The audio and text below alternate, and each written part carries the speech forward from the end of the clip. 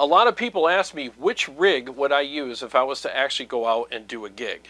I'm going to answer that question in this video, and I'm going to give you some perspective associated with my decision, and I'm also going to respond to some comments that are associated with this topic. Let's get started.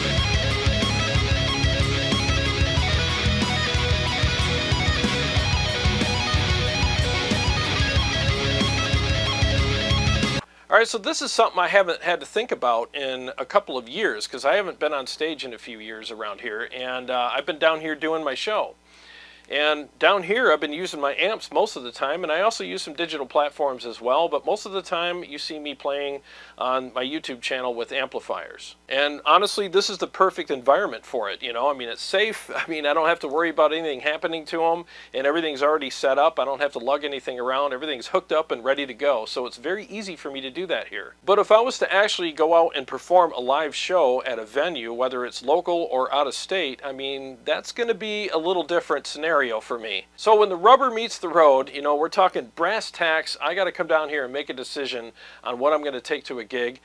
I'm going to take the Kemper. I really am, and I'm 100% confident that it's going to sound amazing, and I'm going to have a great time using it, and it's going to be super easy for me to set up and tear down, you know, load in, load out, the whole thing. It's going to be very reliable, and I'm going to give my audience the best experience that I can with the Kemper. I know some of you are thinking right now, well, that's blasphemy. How can he say that he's going to give his audience the best experience while bringing a digital platform such as the Kemper to a live show? Well, the thing is I'm actually 100% convinced that that is the truth. And I'll get into all the reasons why I feel that way. So let's talk about some of the perspective associated with my decision. I mean, let's face it. These are all studio queens, you know, so if I was to go out and perform a show tomorrow night, let's say, and I came down here and looked at my wall of amps and like, oh man, you know, I'd like to bring this one or whatever.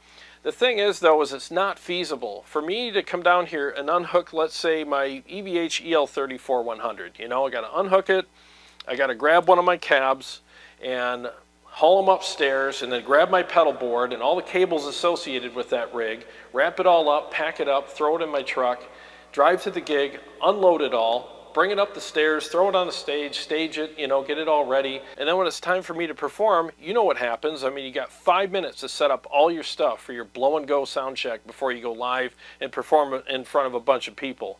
And that is just a ton of stress. So for that 5 minutes before I go live, I'm hauling gear, I'm grabbing my cab, I'm putting it in the spot where the sound guy wants it. I got to slap my amp on top of it, hook it all up, hook up my pedal board, and just hope to God that there's no, you know, problems with anything, you know, that I have to troubleshoot in the very small amount of time that I have before I go and, you know, play in front of a bunch of people.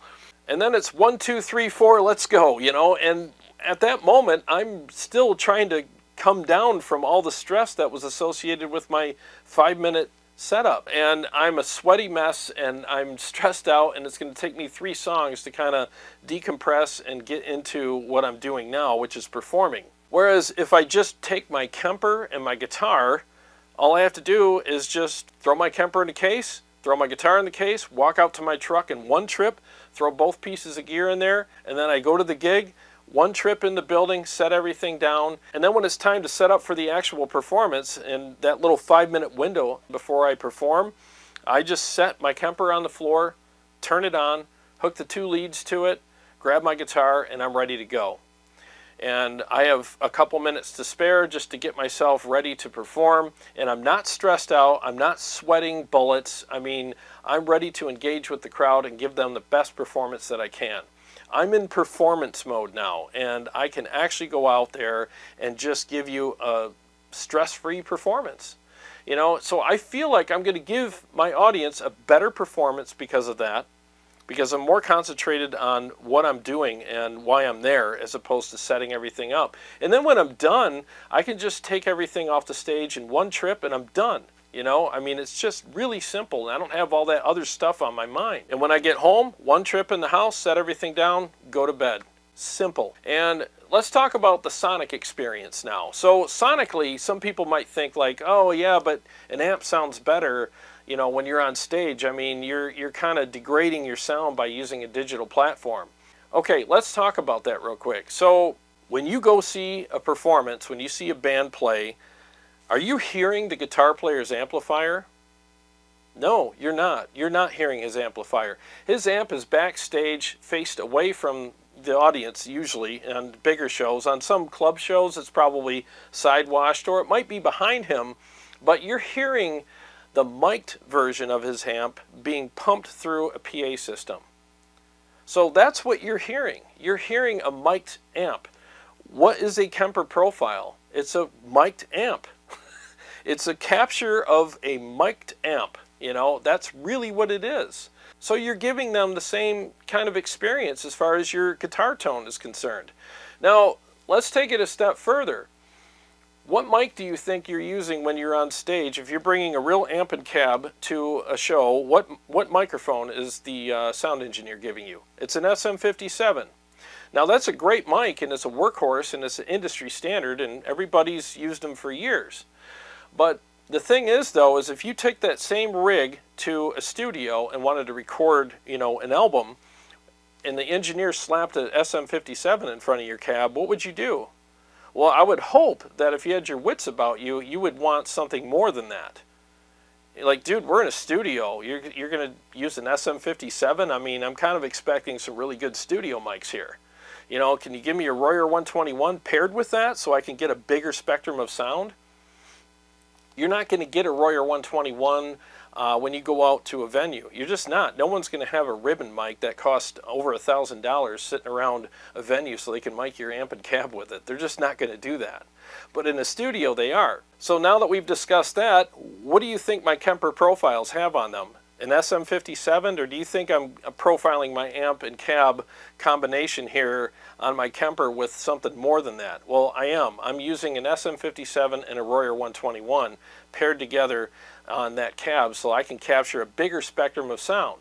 So if you stack my Kemper profile that's been captured here in my studio with an SM57 and a Royer 121 and put that up against the same amp and cab on stage with just an SM57, which rig do you think is going to sound better and have a bigger spectrum of sound?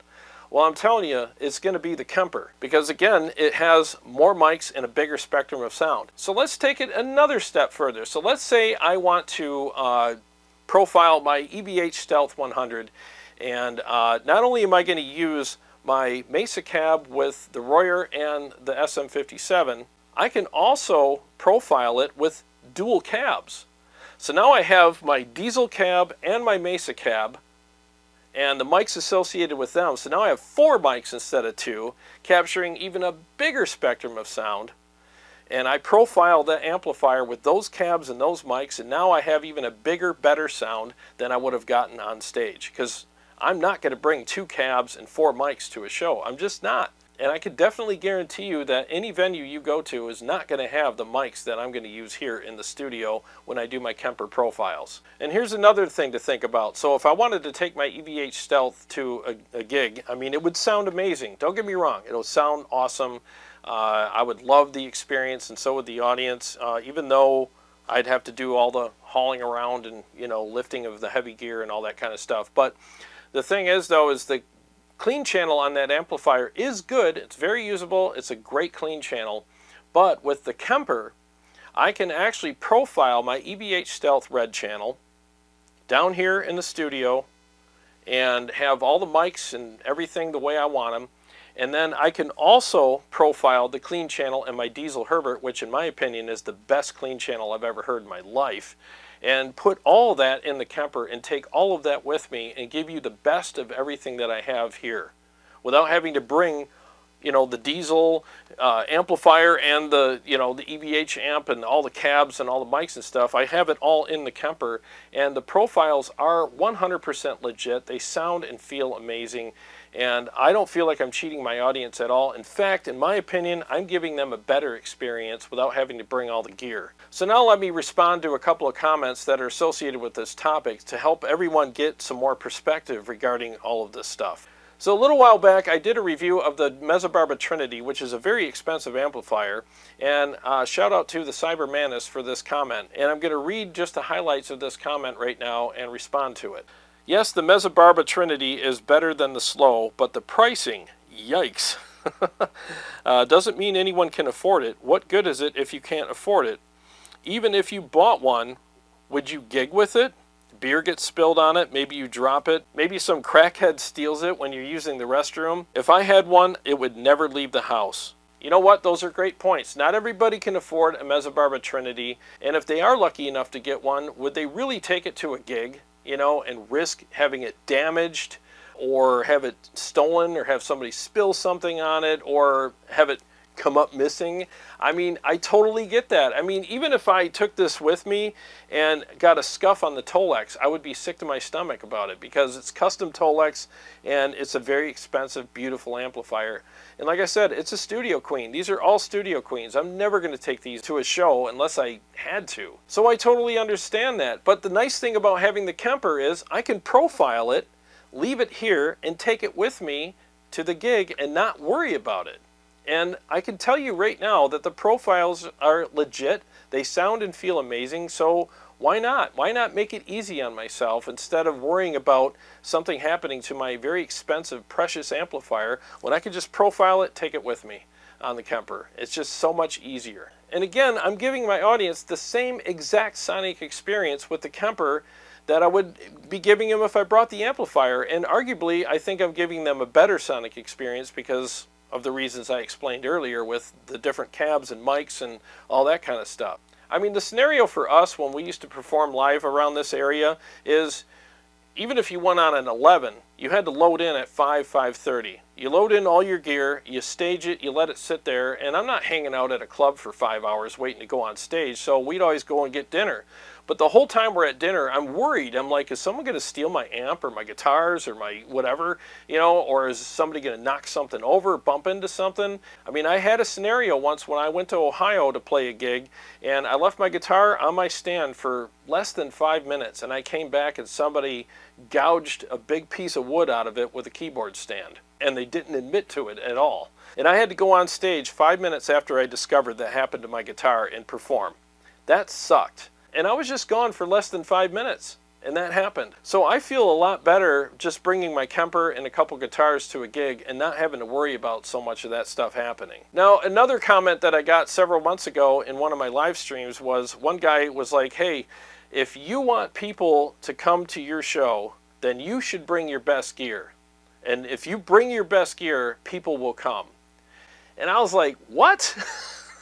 Here's the thing. Most people that come to your show are not coming because you brought brand X or brand Y piece of gear. They're coming to see you perform, and they're coming to enjoy your music and the whole experience associated with that. They're not coming because you brought a certain amplifier. 100% of the people that come see you play are coming for you, the performance, and your music, and the whole experience. Now, some of those people might be curious about what you're playing through, and that's cool. All of us guitar nerds, we all are wondering, like, oh, I wonder what he's playing through. That sounds amazing, or whatever. I mean, I get that. But we would come either way. It doesn't matter what you're playing through. It's just an added bonus to kind of experience what it is that you're playing through, you know, and to kind of know what that is and to geek out on it a little bit. I totally get that. But we're all there for the same reason. We just want to enjoy the experience and listen to the music. So that whole thing about if you bring it, they will come is a bunch of BS. It really is. There are plenty of touring bands right now that are packing out stadiums, arenas, and huge clubs all over the country, all over the world, and they're playing with digital gear. I mean, Megadeth is touring with quad cortexes right now. I mean, what does that tell you? And there are tons of bands playing with the Helix, Axe Effects, you know, Kempers. I mean, there's all kinds of that stuff going on, and I don't hear anybody complaining about it. I mean, people are still enjoying the shows just as much as if they would have played through a regular amp or something like that. It doesn't matter to the average concert goer. It really doesn't. I mean, Nita Strauss is playing through the Boss unit. I mean, she's not using an amp live, and she was touring with, you know, Alice Cooper for a while, and now she's with somebody else, and she's still not playing amps very much live. I mean, she probably does here and there, but for the most part, she's using the digital platform. It's just easier for her and a lot cheaper to travel with as well. And these days, you got to save money everywhere you can. So just think about like a DIY band. I mean, most of you guys that are watching this video right now, you're DIY guys. You're just in a band. You're doing local shows and maybe doing a little bit of mini touring and stuff like that. But you're doing it all DIY. You're paying for everything yourself. And you know, if you're going to travel, traveling light is the most economical way to do it, and you're going to save a ton of money by traveling light. I mean, I used to travel in my band, and we've done some out-of-state gigs, and you get like that extended van, and you got to fill the whole back of the van up with equipment, and then all the seats are for the band. So there's no way we could have traveled in that van without pulling a trailer that we would have had to pay for. If I would have brought my guitar, my amp, my cabs, and my pedal boards and all that kind of stuff, that wouldn't have fit in there. A digital platform would, and that's what saved us money, is me downsizing and using a digital platform. Like they say, a penny saves, a penny earned, right? So the cheaper you can travel without sacrificing your sonic quality of your live show, the better off you are. Now, 15, 20 years ago, if you would have brought a digital platform to a gig, you would have got laughed off the stage and it would have sounded like crap. I mean, things have changed. Things have definitely gotten better over the years, and I think that a lot of the digital gear now, especially if it's dialed in properly, sounds amazing. So why not just use that stuff live? You're not cheating your audience. And honestly, I think you're sounding as good, if not better, than all of the real amps that are out there now when it comes to performing live. Because again, what are you listening to live? You're listening to a mic'd up amp and cab combination. You're not listening to a straight up amplifier coming at you. It's all pumped through a PA via mics. That's what digital gear is. It's just a digital version of a mic'd up amp and cab. And as long as it's dialed in properly, you're not going to have any issues. I remember using digital gear several years ago, or maybe a little further back than that, but some guys would look at me sideways. They'd be like, what are you doing with this toy? They'd be looking for the Fisher-Price sticker on it, you know? And they would give me some crap about it, but it was new back then, you know, and they weren't used to that, and they didn't like using it, actually. They'd rather stick a mic in front of a cab because that's what they were comfortable with, and that's what they were used to. Nowadays, when they see that, they're actually happy about it because they know all they have to do is plug in a couple XLRs to it. You're running straight to the house, and they don't have to fight with you over your stage volume anymore. They're not competing with that. They have total control over the front of house, and they know that they can make everything sound amazing. And they know that things have advanced over the years, and they've heard the advancement of quality in the sound. So they're a lot more comfortable working with you regarding digital gear now because, again, it's proven itself. And there's been many, many improvements over the years. And I think all of it sounds really good now. Some of it sounds better than others, but I think that it's all at a really good level now. So let me show you some of the sounds that I have in my Kemper right now that I've done myself. I've profiled all of these sounds myself. And I would be 100% confident and proud of these sounds if I was to go out and perform with them right now. What you're going to hear is the EVH Stealth Red channel for my crunch, rhythm, and lead presets. And I also profiled the Herbert Clean channel so that I can have the best clean channel possible for my live performances. And I morphed all of my presets so that I can have two variations of each one. So for my crunch rhythm, I can have a really dry one, or I can have one with a little bit of chorus and delay on it. And for my lead preset, I morphed it so that I can have straight up awesome delay for my lead, and then I also added some modulation to the delay if I wanted to morph into that for just some special parts of songs or just to trick it up a little and make it sound unique. And then for my clean preset, I just had a really straightforward preset with a little bit of compression, chorus, and delay, and then I morphed that into something that sounds really big and lush. So check out those samples right now.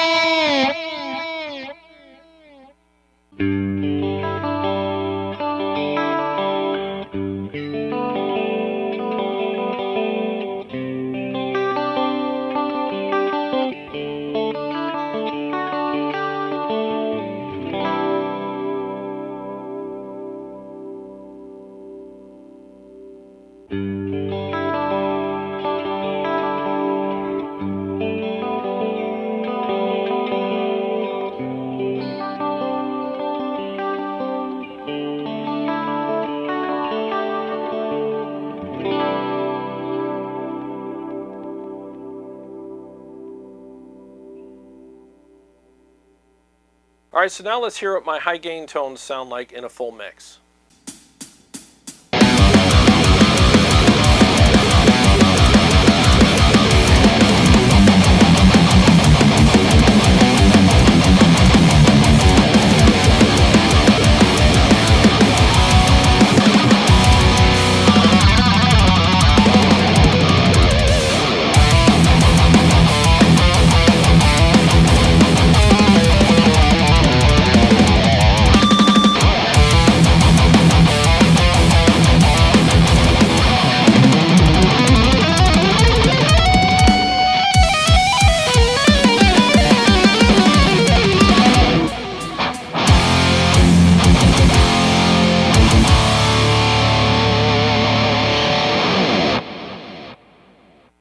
Now that all sounded freaking awesome. I know I'm biased because I made the profiles myself, but I'm just telling you right now, they sound amazing, and I'd be 100% happy performing with these. And I know the audience that came to see me would also be very happy with the way everything sounds as well. So if you're out there watching this video right now and you're on the fence about going digital, trust me, go digital for your live shows. You're going to actually have a much better and easier time performing, and you're going to love the entire experience. Just make sure you don't tweak everything to death. Just pick some good sounds and stick with them. Test them against your real gear and make sure that you're satisfied and it stacks up with the real thing, and then don't ever mess with it again. Just find good sounds and just perform with them. A lot of guys get too far in the weeds with tweaking, and they end up tweaking themselves out of great sound and right into bad sounds, and that's where the mistakes are made with digital stuff. That's how digital gets a bad name. It's not the product, it's the person. So these days, if you're playing through a digital platform and it sounds like crap, it's not the fault of the digital platform, it's your fault. You're the one that made it sound like crap. So just get good profiles, make sure they sound good, and don't touch them anymore. And if you're using a modeler, set up your presets and make sure they're good and stop tweaking. And I'm telling you, your stuff's going to sound amazing. Now, does this mean you should get rid of your amps? Hell no. Keep your amps. Keep them at home where they belong and play them at home and keep them safe. Keep them free from damage or theft or whatever, you know. I mean, play them at home, and then when you go out and perform, use a digital platform. Let me give you an example. I used to have a 69 Camaro Rally Sport. It had a big beefy engine in it. It was fast as hell and it was awesome. But it was a very impractical car. I mean, it was only good on nice, cool, sunny days where the roads were dry and I could go out and drive around and enjoy myself and not worry about myself overheating because it didn't have air conditioning, you know. So on a hot day, I didn't want to drive that thing. I'd boil to death at every red light, you know, just sitting there. And it just wasn't practical for stuff like that. So it was only good for really nice, cool days And I loved driving it on those days. But if it was rainy out and the roads were all wet, I couldn't drive that car on those roads, because every time I took off from a light, even if I went easy, the car would go sideways because it wasn't built for wet roads. You know, it's just not practical for that. So on days like that, I had to take my Ford Escape and just drive around in that and do whatever I had to do that day in that car, because it was a lot more practical for that. It's the same thing with amplifiers. This is the nice, sunny, cool, dry roads area for my amplifiers, right here in my studio. Out there doing shows, it's snowy, it's wet, it's rainy. I mean, it just makes more sense to take my Kemper in that environment, because it's built more for that environment and can handle all that stuff much better than an amp will. I hope that analogy made sense, you know. So, I mean, that's basically what my thoughts are on what I would take on stage with me if I was to go out and do a gig. To me, it just makes more sense to take something like the Kemper, because I feel like I'm giving my audience a great experience. I'm having a better time because I'm not so stressed out and frustrated with all the heavy gear and all the stuff associated with that. And it's a lot more cost effective for me as well. Well, thanks for watching. I hope you enjoyed this video and got something out of it. And by the way, shameless plug, the profiles that I used in this video are available on my website. There's a link below. Click on that and you can get the EVH profiles for yourself if you really liked how they sounded. I guarantee you'll like them. They're freaking awesome. It's the EVH Easter egg series that I put out. And I'm getting a lot of great reviews and positive feedback on them right now. So make sure you go out and get them, man. They're actually really good profiles. I think you'll really like them. And to all my Patreon supporters and subscribers, thank you so much. I really appreciate you guys. And if you're new to the channel, please subscribe and click the bell so that you can be notified every time I either go live or come out with new episodes. Well, I got a lot more great episodes coming up for you guys. I'll see you on the next one.